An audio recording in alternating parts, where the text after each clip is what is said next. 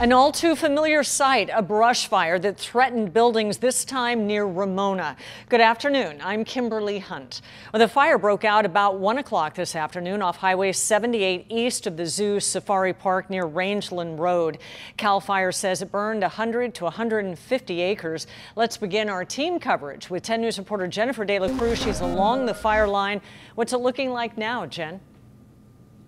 Oh, we are right off the 78, right where firefighters were working. This was their main point of focus for all day long. If you take a look at the hillside behind me, much of that completely charred, a lot of it still smoldering. You can also see that red area on the ground. That's from the retardant drops that they've been doing all day. We also have some ground crews working. They say it's extremely difficult because of the steep terrain that they're working with right now. So let's take you to some of this video that we had from earlier today. CAL FIRE says they got the call just after 1 p.m. of flames on Highway 78 near Ramona. They got to work on the Rangeland Fire quickly, but flames were spreading rapidly along hillsides of very dry brush. At one point, some structures were threatened. They had 6 air tankers doing retardant drops and 5 choppers doing water drops to get this fire under control. They say one of the biggest issues with the fire was getting hand crews up the steep terrain.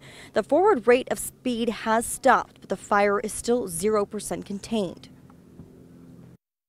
There were well over 100 firefighters that are assigned, and they're still committed to the incident right now. I've not heard of anybody leaving. So we're going to continue to keep the resources here as long as we need to until we start bringing the containment number up.